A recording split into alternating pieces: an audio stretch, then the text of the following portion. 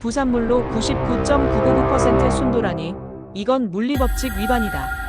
미국 CNN과의 인터뷰를 하던 독일 프라운호퍼 연구소 선임 분석관의 이 한마디에 미국과 유럽 전체 방산업계가 발칵 뒤집혔습니다. 중국이 게르마늄 공급의 68%를 독점하며 전 세계를 압박하던 그 순간 독일은 85%, 일본은 82%, 한국은 무려 90%를 중국에 의존하고 있었거든요. 8년간 수조 달러를 쏟아부은 미국과 유럽의 모든 대체 기술 개발은 참담한 실패로 끝났습니다. 한국, 그 작은 나라가 뭘 할 수 있겠어? 중국 공업전략국 부국장은 코웃음을 치며 조롱했습니다. 그런데 단 3일 만에 모든 게 뒤바뀌었습니다. 한국이 철강 부산물에서 회수율 65%로 고순도 게르마늄을 뽑아낸 거였어요. 더 충격적인 건 연간 15톤 이상 생산이 가능하다는 사실입니다. 이는 한국 전체 소비량을 넘어서는 어마어마한 규모였습니다. 과연 한국은 어떻게 중국의 독점을 단숨에 무너뜨렸을까요? 지금부터 그 전말을 공개합니다. 영상을 보시면서 내용에 공감하시면 댓글에 대한민국 화이팅을 적어주세요. 안녕하세요. 저는 에릭 하우젠입니다. 독일 베를린에 있는 프라운호퍼 전략소재연구소에서 선임 분석관으로 일하고 있어요. 2025년 12월 3일 수요일 오전, 제 인생에서 가장 충격적인 하루가 시작됐습니다. 그날 아침도 여느 때처럼 커피를 마시며 이메일을 확인하던 중이었어요. 갑자기 긴급 전문이 도착했죠. 중국이 게르마늄 수출을 즉시 통제한다는 발표였습니다. 저는 마우스를 든 손이 멈춰버렸어요. 게르마늄이라니. 이건 단순한 금속이 아니었거든요. 전 세계 공급량의 68%를 중국이 쥐고 있는 전략 광물이었습니다. 미사일의 적외선 센서, 전차의 야간 투시경, 레이저 거리 측정기까지 현대 군사 장비의 핵심 부품들이 모두 게르마늄 없이는 작동할 수 없거든요. 반도체 산업에서도 마찬가지였어요. 고성능 칩의 트랜지스터 제조에 필수적인 소재였죠. 연구소 내부는 순식간에 발칵 뒤집혔습니다. 동료들의 목소리가 복도를 가득 채웠어요. 이런 일이 정말 일어날 줄 몰랐다. 유럽 전체가 타격받을 거야라는 말들이 들려왔죠. 저도 마찬가지였어요. 책상 위에는 각국에서 보내온 긴급 분석 요청서가 쌓여가기 시작했습니다. 특히 독일 상황이 심각했어요. 우리나라 정밀 기계 산업과 자동차 부품 제조업체들이 연간 수십 톤의 게르마늄을 사용하고 있었거든요. 공급이 끊기면 BMW, 메르세데스-벤츠의 첨단 센서 시스템부터 지멘스의 산업용 레이저까지 모든 게 멈출 수 있었어요. 오후가 되자 미국 국방부와 유럽연합에서 동시에 비상회의 소집 통보가 왔어요. 상황의 심각성이 체감되기 시작했죠. 저는 창밖을 바라보며 생각했습니다. 세계 질서가 작은 발표 하나로 이렇게 흔들릴 수 있다니. 그때였습니다. 미국 랜드 연구소에서 온 문건이 제 시선을 사로잡았어요. 대한민국도 게르마늄 의존도가 90%에 달해 심각한 타격이 예상된다는 내용이었거든요. 하지만 뭔가 이상했어요. 한국의 첨단 무기 수출이 급증하고 있다는 보고서를 최근에 본 기억이 났거든요. 바로 그 순간이었습니다. 다음 날 목요일 오전 9시, 미국 랜드 연구소의 마리아 스톤과 긴급 화상회의가 예정되어 있었어요. 그녀는 군수물자 전략을 담당하는 연구원으로 이런 위기 상황에서는 꼭 필요한 파트너였죠. 화면 속 마리아의 표정은 어느 때보다 심각해 보였습니다. 에릭, 상황이 우리가 예상했던 것보다 훨씬 심각해요라고 그녀가 입을 열었어요. 뒤이어 나온 자료들은 정말 충격적이었습니다. 미군의 연령상 장비에서 게르마늄이 차지하는 비중이 무려 40%에 달한다는 거였어요. M1A2 전차의 FLIR 시스템, F-35 전투기의 적외선 센서, 패트리어트 미사일의 유도 장치까지 모든 핵심 무기 체계가 게르마늄 없이는 제 성능을 발휘할 수 없다는 분석이었죠. 특히 대만 상황을 고려하면이라고 마리아가 말을 이었어요. 중국이 언제든 공급을 완전히 차단할 수 있다는 게 문제예요. 그럼 우리 방어 체계 전체가 마비될 수 있어요. 저는 고개를 끄덕이며 말했습니다. 유럽도 마찬가지예요. 독일의 라인메탈, 프랑스의 탈레스, 영국의 BAE 시스템즈. 모든 방산업체가 게르마늄 공급망에 의존하고 있거든요. 그런데 마리아가 갑자기 의미심장한 표정을 지으며 말했어요. 하지만 에릭, 혹시 아세요? 진짜 위기는 때로는 기회가 되기도 한답니다. 무슨 의미죠? 라고 저는 물었어요. 마리아는 잠시 침묵했다가 조용히 대답했습니다. 위기는 준비된 자의 것이라고 하잖아요. 누군가는 이 상황을 이미 예상하고 대비책을 마련해 두었을지도 모르거든요. 아직 우리가 모르는 곳에서 말이에요. 그 말이 저의 마음속에 깊이 박혔어요. 과연 어떤 나라가 이런 상황을 미리 준비했을까요? 중국의 독점을 깨뜨릴 수 있는 대안을 가진 곳이 정말 있을까요? 회의가 끝난 후 저는 마리아의 말을 곱씹어 봤습니다. 그때였습니다. 회의가 끝난 후 저는 마리아의 말을 곱씹어 봤습니다. 준비된 자의 것이라는 표현이 계속 머릿속을 맴돌았어요. 과연 어떤 나라가 이런 위기를 미리 예상하고 대비책을 세워뒀을까요? 저는 즉시 각국의 게르마늄 의존도와 수급 구조를 정밀 분석하기 시작했습니다. 한국, 독일, 일본, 캐나다, 호주. 주요 산업 국가들의 데이터를 하나하나 살펴봤어요. 숫자들은 예상보다 훨씬 심각했습니다. 독일은 연간 소비량의 85%를 중국에서 수입하고 있었어요. 일본도 마찬가지로 82%, 캐나다는 76%였죠. 그런데 한국의 수치를 보는 순간 저는 깜짝 놀랐습니다. 무려 90%가 중국 의존이었거든요. 다른 나라들보다도 더 취약한 상황이었어요. 이상하다라고 저는 혼잣말을 했습니다. 최근 몇 년간 한국의 방산 수출이 급성장하고 있다는 보고서들을 여러 번 봤거든요. K2 전차, K9 자주포, KF-21 전투기까지. 이 모든 첨단 무기들에는 고성능 센서와 광학 장비가 필수적으로 들어가는데 그 핵심 소재인 게르마늄을 90%나 수입에 의존한다는 게 말이 안 됐어요. 뭔가 놓친 게 있을 거야라고 생각하며 저는 더 깊이 파고들었습니다. 한국의 철강 산업 데이터를 뒤지기 시작했어요. 포스코, 현대제철 같은 대기업들의 생산량과 부산물 처리 현황을 조사했죠. 그러던 중 한국의 한 연구기관에서 발표한 논문이 제 눈에 띄었습니다. 제목은 철강 재련 부산물에서의 히토류 및 전략 광물 회수 기술 개발이었어요. 논문을 열어보는 순간 저는 숨을 멈췄습니다. 철강 재련 과정에서 나오는 부산물 속에 게르마늄이 80ppm 농도로 포함되어 있다는 내용이었거든요. 일반적인 광석에서 10ppm 이하인 것을 생각하면 엄청나게 높은 수치였어요. 더 놀라운 건 연간 잠재 회수 가능량이 15톤 이상이라는 계산이었습니다. 이게 정말일까?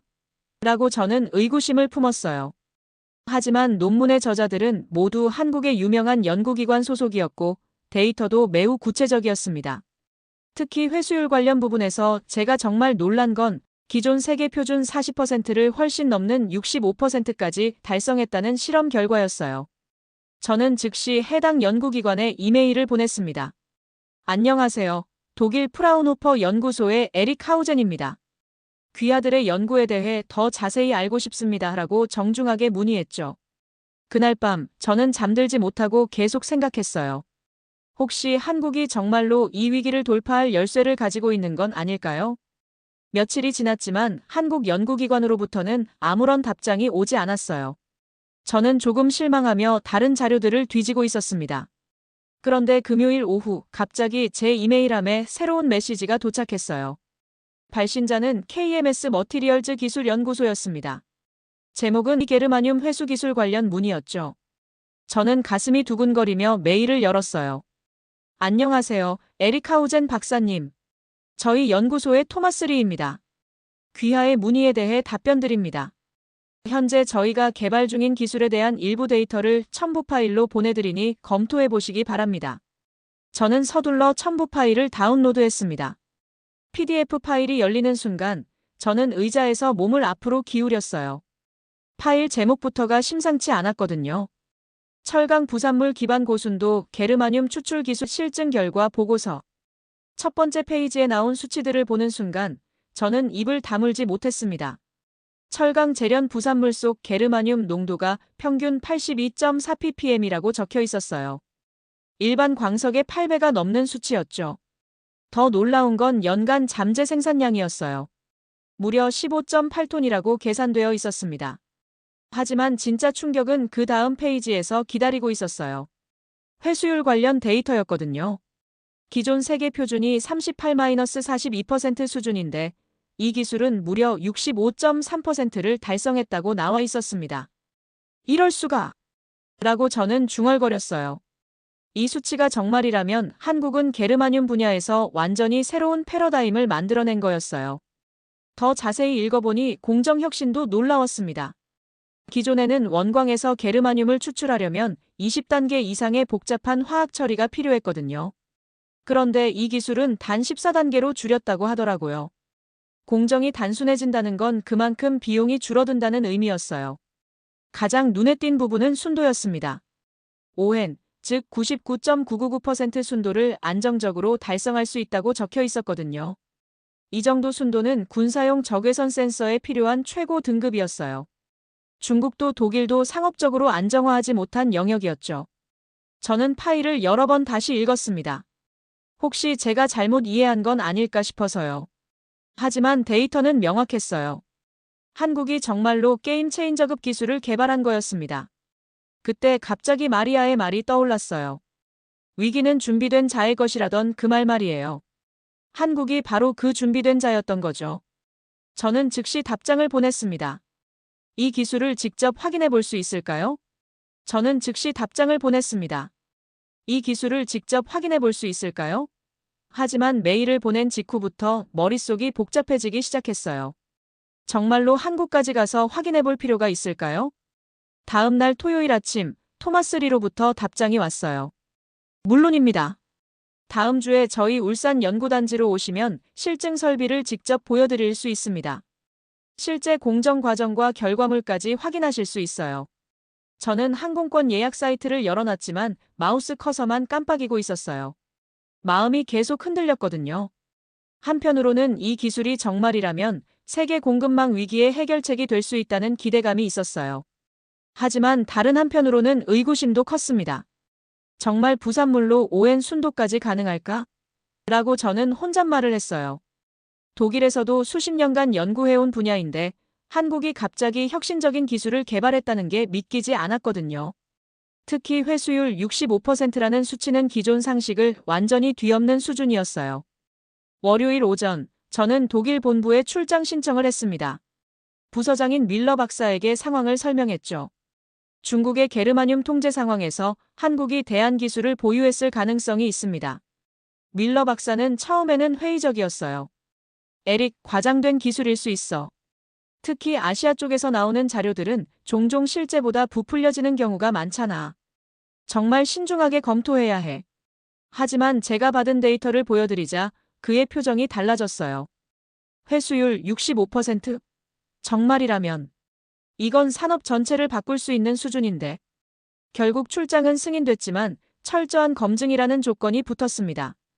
그날 밤 저는 침대에 누워서도 계속 고민했어요.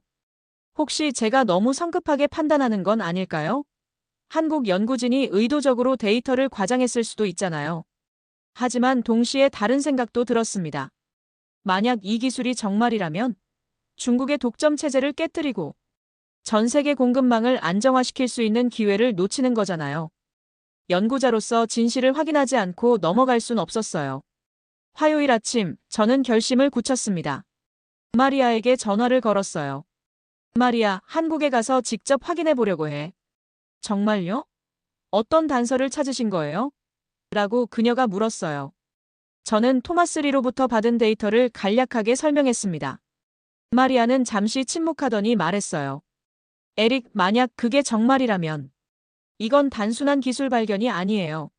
지정학적 게임 체인저가 될 수 있어요. 그 말을 듣는 순간 저의 마지막 망설임이 사라졌습니다. 중요한 진실은 언제나 행동하는 사람에게만 드러나는 법이니까요. 수요일 오후, 저는 인천행 항공권을 예약했습니다. 출발은 다음 주 월요일이었어요. 월요일 오후 2시, 인천국제공항에 도착했습니다. 비행기에서 내리자마자 느껴진 한국의 에너지는 정말 독특했어요. 공항 자체부터가 하나의 거대한 기술 집약체 같았거든요. 자동화된 시설들, 정밀한 운영 시스템. 이런 나라라면 정말 혁신적인 기술을 개발했을 수도 있겠다는 생각이 들었습니다. 토마스 리가 공항 로비에서 저를 맞아주었어요. 50대 초반으로 보이는 그는 생각보다 차분하고 신중한 인상이었습니다. 에릭 박사님, 먼 길 오시느라 고생하셨어요. 바로 울산으로 이동하시겠어요? KTX를 타고 울산으로 가는 동안 저는 창밖으로 펼쳐지는 한국의 산업단지들을 바라봤어요. 포스코의 거대한 제철소, 현대중공업의 조선소, SK이노베이션의 화학공장. 이 모든 시설들에서 나오는 부산물 속에 게르마늄이 숨어 있다는 게 신기했어요. 토마스가 조용히 말했습니다. 박사님, 우리가 이 기술을 개발하기까지 거의 8년이 걸렸어요. 처음에는 아무도 믿지 않았죠. 부산물로 고순도 금속을 뽑는다는 게 말이 안 된다고들 했거든요. 그럼 왜 계속하셨나요? 라고 저는 물었어요. 필요했으니까요 라고 그가 단호하게 대답했습니다. 우리나라는 자원이 부족하잖아요. 하지만 기술로는 충분히 극복할 수 있다고 믿었어요.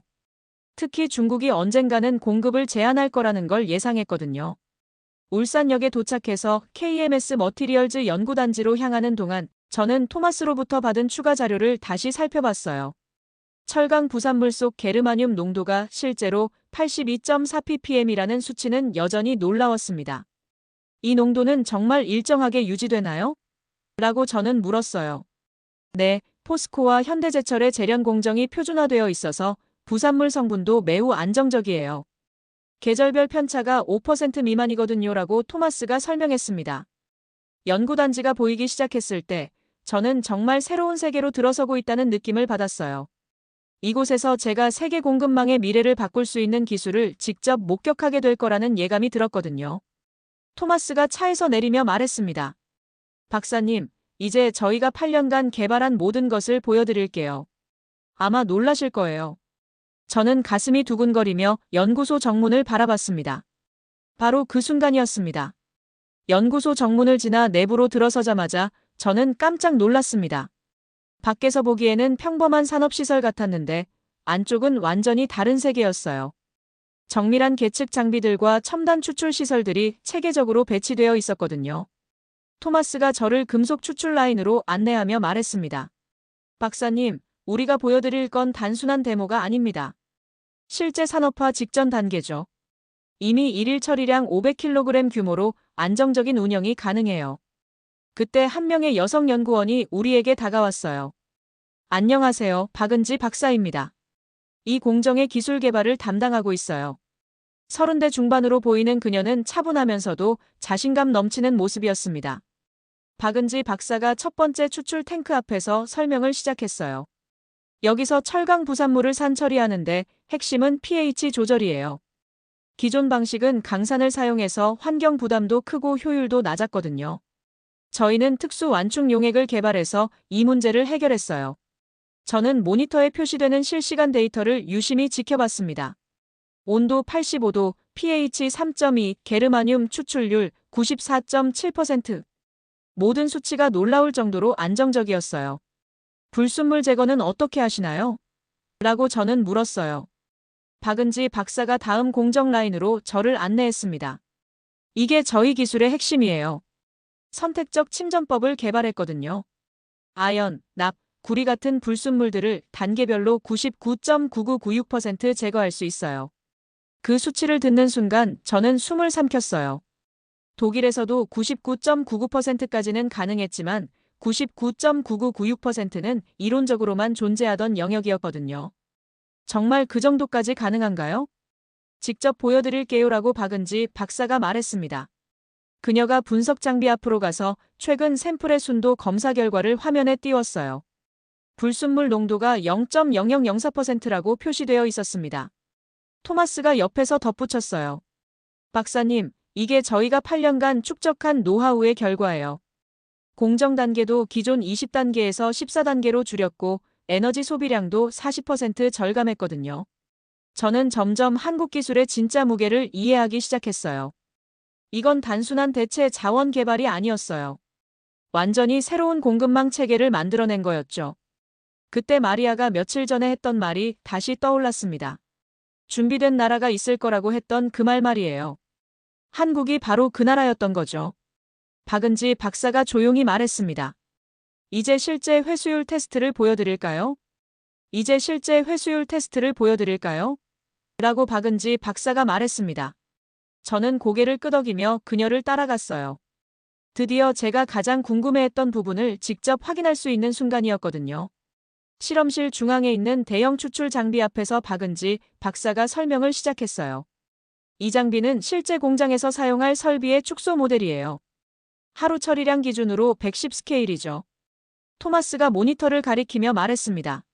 지금부터 보실 건 어제 포스코에서 가져온 실제 부산물로 진행하는 테스트예요. 조작이나 각색은 전혀 없어요. 박은지 박사가 장갑을 끼고 회색빛 부산물 샘플을 투입했습니다. 이 샘플의 게르마늄 농도는 83.2ppm이에요. 중량은 정확히 100kg이고요. 그녀의 손놀림은 매우 숙련되어 보였어요. 첫 번째 단계에서 산처리가 시작됐습니다. 화면에 실시간으로 온도와 pH 변화가 표시됐어요. 온도를 정확히 87도로 맞춰야 해요. 1~2도만 달라져도 추출 효율이 급격히 떨어지거든요 라고 박은지 박사가 설명했습니다. 30분 후 두 번째 단계인 선택적 분리가 시작됐어요. 저는 투명한 파이프를 통해 흐르는 용액의 색깔 변화를 지켜봤습니다. 처음에는 탁한 회색이었는데 단계를 거칠 때마다 점점 맑아지더라고요. 여기서 핵심은 압력 조절이에요 라고 토마스가 말했습니다. 기존 방식은 고압을 사용했는데 저희는 저압 다단계 방식을 개발했어요. 에너지도 절약되고 순도도 높아지죠. 세 번째 단계에서는 불순물 제거가 이루어졌습니다. 모니터에 표시되는 불순물 농도가 실시간으로 감소하는 걸 보니 정말 신기했어요. 99.9%, 99.95%, 99.98%, 99.996%까지 올라갔습니다. 마지막 정제 단계가 시작됐을 때 저는 숨을 멈추고 지켜봤어요. 이게 바로 진실의 순간이었거든요. 박은지 박사가 최종 추출 버튼을 눌렀습니다. 기계가 조용히 돌아가더니 20분 후 결과가 나왔어요. 화면에 큰 글자로 회수율 65.3%라고 표시됐습니다. 저는 본능적으로 자리에서 일어나 모니터를 가까이서 들여다봤어요. 정말 65%네요 라고 저는 중얼거렸습니다. 기존 세계 표준인 40%를 완전히 뛰어넘는 수치였어요. 이건 단순한 개선이 아니라 패러다임의 전환이었습니다. 토마스가 만족스러운 표정으로 말했어요. 박사님, 이제 아시겠죠? 우리가 왜 8년간 이 연구에 매달렸는지 말이에요. 저는 처음으로 확신했습니다. 한국이 정말로 게임의 규칙을 완전히 바꿔버린 거였어요. 이제 순도 테스트도 보여드릴까요? 라고 박은지 박사가 물었습니다. 이제 순도 테스트도 보여드릴까요? 라고 박은지 박사가 물었습니다. 저는 고개를 끄덕이며 그녀를 따라 최종 정제 구역으로 이동했어요. 바로 이 순간이 모든 것을 결정할 순간이었거든요. 정제실에 들어서자마자 저는 놀랐습니다. 벽면 전체가 거대한 모니터로 되어 있어서 공정의 모든 단계가 실시간으로 표시되고 있었어요. 중앙에는 투명한 유리관이 설치되어 있었는데 그 안에서 마지막 정제 과정이 진행되고 있었습니다. 박은지 박사가 장비 앞에서 설명했어요. 여기서 최종적으로 ON 순도, 즉 99.999%를 달성해야 해요. 이 단계가 가장 까다로워요. 온도를 0.1도 단위로 조절하고 압력도 밀리바 단위로 맞춰야 하거든요. 토마스가 옆에서 덧붙였습니다. 박사님, 이 부분이 저희 기술의 진짜 핵심이에요. 기존에는 2단계에서 순도가 불안정했거든요. 때로는 99.9%, 때로는 99.99% 일정하지 않았어요. 그럼 어떻게 해결하셨나요? 라고 저는 물었어요. 박은지 박사가 컴퓨터 화면을 가리켰습니다. AI 기반 공정 제어 시스템을 개발했어요. 온도, 압력, 농도 변화를 실시간으로 분석해서 자동으로 최적화해주거든요. 인간의 실수를 완전히 배제한 거죠. 그때 기계에서 조용한 알림음이 울렸습니다. 정제가 완료됐어요 라고 박은지 박사가 말했습니다. 저는 가슴이 두근거리며 지켜봤어요. 투명한 결정체가 천천히 추출구역으로 나왔습니다.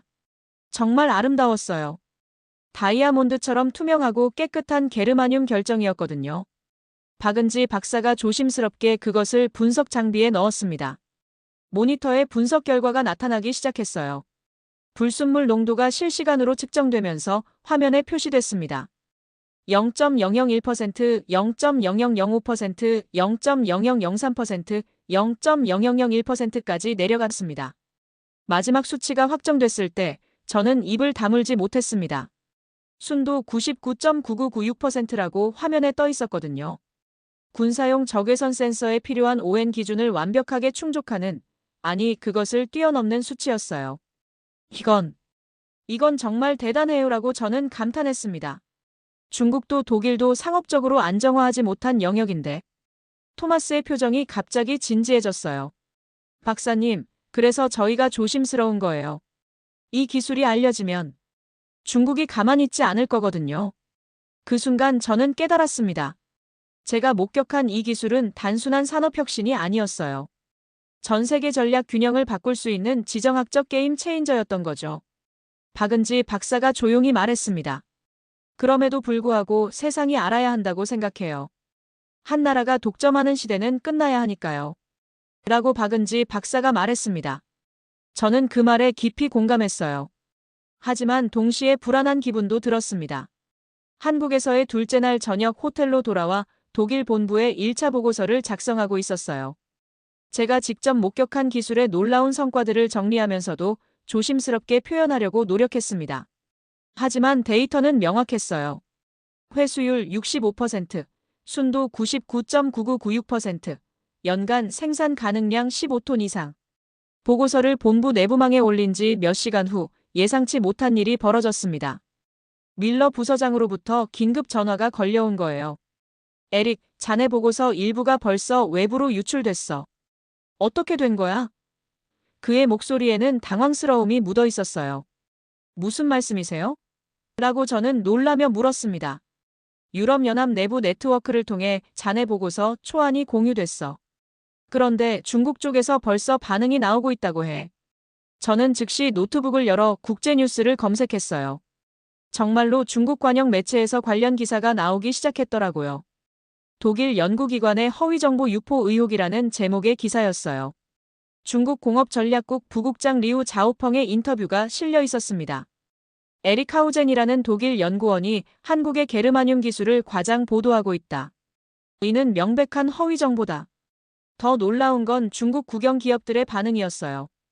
중국 최대 희소금속 기업인 차이나 게르마늄 코퍼레이션에서 성명을 발표한 거였습니다. 부산물 기반 고순도 추출은 기술적으로 불가능하다. 특히 회수율 65%는 물리적 법칙에 위배된다. 제가 직접 눈으로 확인한 기술을 허위라고 공격하고 있었거든요. 다음 날 아침 토마스로부터 심각한 소식을 들었습니다. 에릭 박사님, 어젯밤부터 저희 연구소에 이상한 일들이 벌어지고 있어요.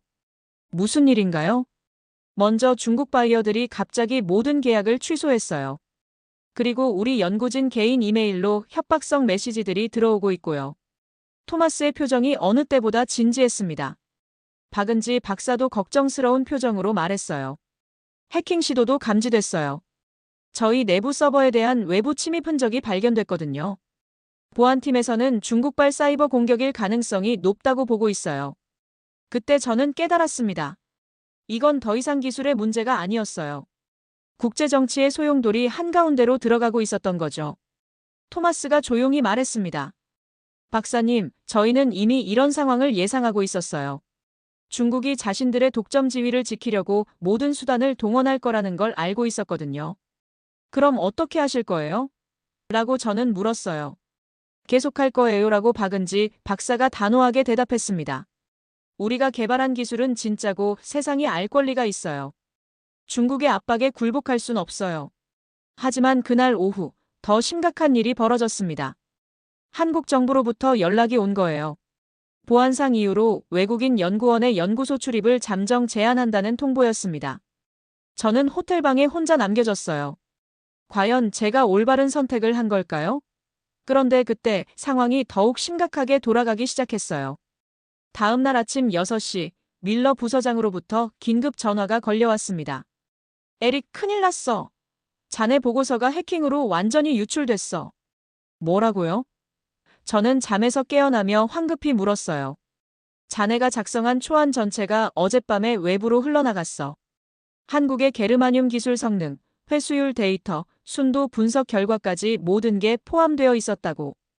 그의 목소리에는 절망감이 묻어 있었어요. 저는 급히 인터넷 뉴스를 확인했습니다. 정말로 전 세계 언론이 일제히 보도하기 시작했더라고요.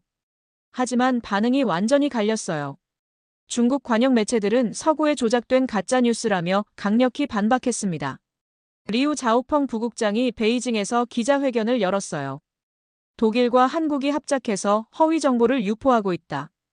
부산물로 99.999% 순도를 달성한다는 건 과학적으로 불가능하다. 반대로 유럽 언론들은 완전히 다른 반응을 보였습니다. 영국의 파이낸셜 타임즈는 한국, 게르마늄 공급망의 게임 체인저 등장이라는 헤드라인을 뽑았어요. 독일의 디벨트도 아시아의 작은 나라가 중국 독점을 무너뜨렸다고 보도했죠. 하지만 가장 문제가 된 건 시장의 반응이었어요. 게르마늄 가격이 하루 사이에 30% 폭락했다가 다시 50% 폭등하는 혼란이 반복됐습니다. 투자자들이 한국 기술의 진위를 파악하지 못해 패닉에 빠진 거였어요. 더 심각한 건 한국 연구진에 대한 압박이었습니다. 토마스로부터 걸려온 전화에서 그의 목소리는 완전히 달라져 있었어요. 에릭 박사님, 상황이 정말 심각해졌어요. 어젯밤부터 저희 연구원들과 가족들에게 협박 전화가 쏟아지고 있어요. 어떤 내용인가요? 연구를 중단하라는 거예요. 그리고 박은지 박사 차량에는 의문의 흠집이 생겼고요. 경찰에서는 수사하겠다고 하지만 토마스의 목소리가 떨렸어요. 박은지 박사도 전화로 말했습니다. 저희 연구소 주변에 정체불명의 차량들이 계속 맴돌고 있어요. 보안회사에서는 전문적인 감시라고 보고 있어요. 한국 정부의 대응도 미묘했습니다. 외교부에서는 과학기술 연구에 대한 외부 압력을 우려한다는 성명을 발표했지만 동시에 신중한 검토가 필요하다며 한 발 물러서는 모습을 보였어요. 가장 충격적인 건 중국의 경제 보복이었습니다. 한국의 주요 기업들에 대한 원자재 공급을 일시 중단한다고 발표한 거예요. 삼성과 LG, 현대자동차까지 직접적인 타격을 받기 시작했습니다. 저는 호텔방에 앉아 뉴스를 보며 절망감에 빠졌어요. 제가 진실을 밝히려던 노력이 오히려 더 큰 혼란을 만들어낸 거였어요. 한국의 연구진들과 그 가족들을 위험에 빠뜨렸고 양국 관계도 악화시켰죠. 그때 핸드폰이 울렸습니다. 마리아였어요. 에릭, 지금 상황 봤어요? 정말 심각해졌네요. 마리아, 저는 모든 걸 망쳐버렸어요 라고 저는 자책하며 말했어요. 하지만 마리아의 다음 말이 저를 깜짝 놀라게 했습니다. 아니에요, 에릭. 지금이야말로 진실을 밝힐 때예요 라고 마리아가 말했습니다. 하지만 저는 그녀의 말을 쉽게 받아들일 수 없었어요. 너무 많은 사람들이 제 때문에 고통받고 있었거든요. 마리아, 당신은 현재 상황을 모르고 있어요. 한국 연구진들이 위협받고 있고 양국 관계도 악화되고 있어요. 제가 진실을 추구한다고 해서 이런 혼란을 정당화할 순 없어요 라고 저는 괴로워하며 말했어요. 그날 밤, 저는 호텔방에 혼자 남아 깊은 고민에 빠졌습니다. 독일 본부로부터는 연이어 전화가 걸려왔어요. 밀러 부서장의 목소리는 이전과 완전히 달라져 있었습니다. 에릭, 상황이 외교적 문제로 번지고 있어. 독일 외무부에서도 우려를 표명했고 유럽연합에서는 사태 진정을 요구하고 있어. 당분간 보고서 공개를 연기하는 게 어떨까? 저는 그 말을 듣고 더욱 혼란스러워졌어요. 연구자로서 진실을 추구해야 한다는 신념과 현실적인 압박 사이에서 갈등했거든요. 중국 측의 압박은 더욱 거세졌습니다. 리우 자오펑 부국장이 독일 대사관에 공식 항의를 제기했고 중국 국영 기업들은 독일 기업들과의 모든 게르마늄 관련 계약을 재검토하겠다고 발표했어요. 더 심각한 건 개인적인 압박이었습니다. 제가 속한 프라운호퍼 연구소로 중국 정부 관계자들이 직접 연락을 취했다는 소식이 들려왔어요. 에릭 하우젠의 연구 활동이 양국 관계에 미치는 영향을 심각하게 우려한다는 내용이었죠. 저는 노트북 앞에 앉아 제가 한국에서 직접 찍은 사진들과 데이터를 다시 살펴봤습니다. 회수율 65.3%를 보여주는 모니터 화면, 99.9996%. 순도의 게르마늄 결정체, 박은지 박사의 확신에 찬 표정. 모든 것이 생생했어요. 이게 다 진짜였는데? 라고 저는 중얼거렸습니다. 제가 직접 목격한 기술은 분명히 실제했어요. 중국의 독점을 깨뜨리고 전 세계 공급망을 안정화시킬 수 있는 혁신적인 기술이었거든요. 그때 갑자기 8년 전 제가 연구자가 된 이유가 떠올랐습니다. 과학을 통해 인류에게 도움이 되고 싶다는 순수한 열정이었어요. 진실을 밝히고 지식을 공유하는 것이 연구자의 사명이라고 믿었거든요. 새벽 3시, 저는 마침내 결심을 굳혔습니다. 핸드폰을 들고 마리아에게 전화를 걸었어요. 마리아, 미안해요. 당신 말이 맞았어요. 지금이야말로 진실을 밝혀야 할 때예요. 정말요? 어떻게 할 생각이세요? 공식적인 기자회견을 열 거예요. 제가 직접 확인한 모든 것을 세계에 공개할 겁니다. 압박에 굴복할 순 없어요. 마리아는 잠시 침묵하더니 말했어요. 에릭, 그럼 제가 미국에서 한국으로 가겠어요. 혼자서 감당하기엔 너무 큰 일이에요. 그 순간 저는 깨달았습니다. 진실을 지키는 일은 언제나 누군가의 용기에서 시작된다는 걸 말이에요. 다음 날 아침, 저는 한국과학기술연구원 카이스트에 연락을 취했습니다. 안녕하세요. 독일 프라운호퍼 연구소의 에릭 하우젠입니다. 국제기자회견을 개최하고 싶은데 도움을 받을 수 있을까요?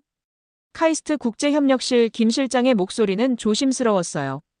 박사님, 현재 상황이 매우 민감합니다. 정부에서도 신중한 접근을 권하고 있는데. 실장님, 저는 제가 직접 확인한 진실을 말하려는 거예요. 한국의 기술이 정말로 세계 공급망을 안정화시킬 수 있다는 사실을 증명하고 싶습니다라고 저는 단호하게 말했어요. 30분 후, 토마스로부터 전화가 걸려왔습니다. 에릭 박사님, 카이스트에서 연락을 받았어요. 정말로 기자회견을 하시겠다는 거예요? 네, 토마스. 더 이상 숨어 있을 순 없어요. 중국의 압박에 굴복한다면 진실은 영원히 묻힐 거예요 라고 저는 대답했어요. 토마스는 잠시 망설이더니 말했습니다. 알겠어요. 저희도 함께 하겠어요. 박은지 박사와 상의해보니 우리 기술을 세계에 알릴 때가 됐다고 생각해요. 그 순간 제 마음이 한결 가벼워졌어요. 혼자가 아니라는 느낌이 들었거든요. 이틀 후 화요일 마리아가 인천공항에 도착했습니다. 그녀를 만난 순간 저는 정말 든든함을 느꼈어요. 마리아, 정말 고마워요. 이렇게 먼 길을 와주다니. 당연한 일이죠, 에릭. 미국도 이 기술의 진실을 알고 싶어 해요. 특히 국방부에서는 한국 기술의 신뢰성 검증을 매우 중요하게 생각하고 있거든요라고 마리아가 말했습니다. 기자회견 준비 과정에서 박은지 박사와 다시 만났을 때 그녀의 얼굴에는 여전히 확신이 서려 있었어요. 박사님, 우리가 8년간 해온 연구는 진실이에요. 제가 직접 개발한 공정이고 수백 번 반복 실험에서 확인한 결과거든요. 두렵지 않나요? 중국의 압박이 더 커질 텐데. 라고 저는 걱정스럽게 물었어요. 물론 두려워요라고 박은지 박사가 솔직하게 답했습니다. 하지만 과학자로서 진실을 숨기는 것보다 더 두려운 건 없어요. 우리 기술이 세계 평화에 기여할 수 있다면 기꺼이 위험을 감수할 거예요. 토마스도 옆에서 힘주어 말했습니다. 박사님의 용기가 우리에게 큰 힘이 되고 있어요. 이제 우리는 단순한 연구진이 아니라 새로운 시대를 여는 개척자가 된 거예요. 기자회견 전날 밤 발표할 데이터를 재확인하고 예상되는 질문들에 대한 답변을 준비했죠. 마리아는 미국 관점에서의 기술 평가를, 토마스와 박은지 박사는 기술적 세부 사항을, 그리고 저는 전체적인 의미와 파급 효과를 설명하기로 했어요. 내일이면 모든 게 결정될 거예요 라고 저는 말했습니다. 박은지 박사가 미소 지으며 답했어요. 네, 내일은 한국 기술이 세계 무대에 당당히 서는 날이 될 거예요. 그때 카이스트 관계자가 다가와서 말했습니다. 전 세계 50여 개국 언론이 참석 신청을 했습니다. CNN, BBC, NHK, 그리고 중국 CCTV까지 포함해서요. 저는 가슴이 두근거렸습니다. 드디어 진실을 밝힐 순간이 다가온 거였어요. 수요일 오전 10시 카이스트 국제회의실에 전 세계 언론이 모였습니다. 카메라 플래시가 터지고 기자들의 웅성거림이 회의실을 가득 채웠어요. 저는 연단에 서면서 깊게 숨을 들이마셨습니다. 마리아가 격려하는 눈빛으로 저를 바라보고 있었고 토마스와 박은지 박사도 자신감 있는 표정으로 앉아 있었어요. 안녕하세요. 독일 프라운호퍼 전략소재연구소의 에릭 하우젠입니다. 라고 저는 차분하게 입을 열었어요. 오늘 여러분께 중국의 게르마늄 공급 독점을 해결할 수 있는 혁신적인 기술에 대해 말씀드리고자 합니다. 첫 번째 슬라이드가 화면에 나타났습니다. 철강 부산물 속 게르마늄 농도 82.4ppm이라는 수치였어요. 이 수치는 제가 직접 한국 울산에서 확인한 실측값입니다. 일반 광석의 8배가 넘는 농도예요. 중국 기자들이 즉시 손을 들었습니다. CCTV 기자가 날카롭게 질문했어요. 하우젠 박사, 그 수치가 정말 정확하다고 확신하십니까? 중국 전문가들은 그런 농도가 불가능하다고 말하는데요. 저는 침착하게 대답했습니다. 제가 직접 3차례에 걸쳐 다른 샘플로 측정했습니다. 모든 결과가 80에서 85ppm 범위에서 일치했어요. 두 번째 슬라이드는 회수율 데이터였습니다. 기존 세계 표준 40%를 뛰어넘는 65.3%를 달성했습니다. 회의실이 순간 조용해졌어요. 박은지 박사가 일어나서 보충 설명을 했습니다. 이 공정은 제가 직접 개발한 선택적 침전법을 사용합니다. AI 기반 공정 제어로 온도와 압력을 정밀 조절해서 기존 한계를 돌파한 거죠. BBC 기자가 질문했어요. 그럼 연간 생산 가능량은 얼마나 되나요? 토마스가 답했습니다.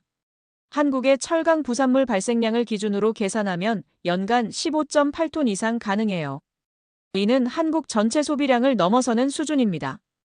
가장 중요한 순간이 왔습니다. 세 번째 슬라이드에는 순도 데이터가 나타났어요. 99.9996% 순도를 안정적으로 달성했습니다. 이는 ON 기준을 완전히 충족하는 군사용 등급이에요. 독일 기자가 놀라며 물었습니다. 그 정도 순도라면 어떤 용도가 가능한가요? 마리아가 미국 관점에서 답변했어요. 미군의 연령상 장비, 미사일 유도 시스템, 레이더, 센서까지 모든 핵심 군사 장비에 적용 가능해요. 더 이상 중국 공급에 의존하지 않아도 됩니다. 그때 중국 신화통신 기자가 공격적으로 질문했어요. 이 모든 게 서구에 조작된 데이터 아닙니까? 물리적으로 불가능한 수치들입니다. 박은지 박사가 단호하게 답했습니다. 그렇다면 직접 확인하십시오. 그녀가 노트북을 열어 실험 영상을 재생했어요. 실제 공정 과정과 최종 결과물이 생생하게 화면에 나타났습니다. 저는 마지막으로 말했습니다. 이 기술은 단순한 산업 경쟁의 문제가 아닙니다. 전 세계 공급망의 안정과 인류의 안보를 위한 자산이에요. 한국은 8년간의 노력으로 그것을 스스로 만들어냈습니다. 회견장이 조용해졌습니다. 그리고 이어 터져나온 건 폭발적인 질문들이었어요. 모든 기자들이 더 자세한 정보를 요구했죠. 2시간 동안 이어진 질의응답 후 저희는 모든 의혹을 해소했습니다. 특히 중국 기자들도 더 이상 반박할 수 없었어요. 그날 저녁 뉴스는 전 세계적으로 한국 게르마늄 공급망의 새로운 중심국가 탄생이라는 헤드라인으로 도배됐습니다. 그날 저녁 뉴스는 전 세계적으로 한국 게르마늄 공급망의 새로운 중심국가 탄생이라는 헤드라인으로 도배됐습니다. 저는 호텔방에서 CNN, BBC, NHK를 번갈아 보면서 정말 놀라운 변화를 목격했어요. 일주일 후, 기자회견 이후 벌어진 변화들은 정말 극적이었어요. 가장 먼저 변한 건 국제시장의 반응이었습니다. 게르마늄 가격이 안정화되기 시작했고 각국 정부들이 앞다퉈 한국과의 전략 광물 협력을 제안했어요. 독일 정부는 한국과 장기 공급 계약을 체결하겠다고 발표했고 미국도 국방부 차원에서 기술 협력 논의를 시작했습니다. 무엇보다 놀라운 건 한국 방산업계의 반응이었어요. 한화시스템, LI지넥스원, 현대로템 같은 기업들이 이제 핵심 부품의 완전한 국산화가 가능하다고 발표했거든요. K2 전차의 연령상 장비 K9 자주포의 사격 통제 시스템, KF-21의 AESA 레이더까지 모든 첨단 무기의 핵심 부품을 자체 조달할 수 있게 된 거였어요. LSAM 미사일 체계도 마찬가지였습니다. 그동안 게르마늄 부족으로 제약이 있던 적외선 탐지 센서를 이제 마음껏 생산할 수 있게 됐죠. 한국이 진정한 방산 강국으로 도약할 수 있는 발판이 마련된 거였습니다. 중국의 반응도 흥미로웠어요. 처음에는 강력히 반발했지만 한국 기술의 진실성이 입증되자 태도를 바꾸기 시작했더라고요. 리우 자오펑 부국장이 기술 교류를 통한 상호 발전을 언급한 건 정말 의외였어요. 토마스로부터 걸려온 전화에서 그의 목소리는 자부심으로 가득했습니다. 에릭 박사님, 덕분에 저희 기술이 전 세계에 알려졌어요. 이제 20개국 이상에서 기술 도입 문의가 쏟아지고 있어요. 박은지 박사도 말했어요. 정부에서 이 기술을 국가 핵심 기술로 지정했어요. 앞으로 10년간 1조 원을 투자해서 상용화 규모를 확대하겠다고 하더라고요. 마리아와의 마지막 만남에서 그녀가 말한 한마디가 정말 인상 깊었어요.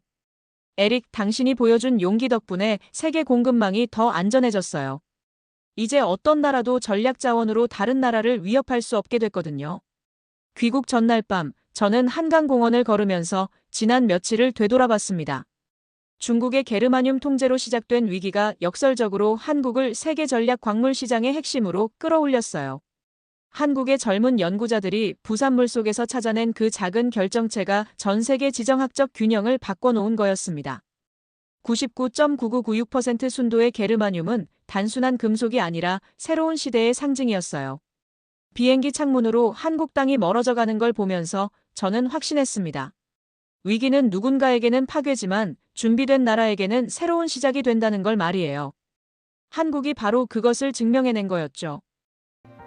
오늘 영상을 끝까지 시청해주셔서 감사합니다. 오늘도 건강한 하루 보내세요.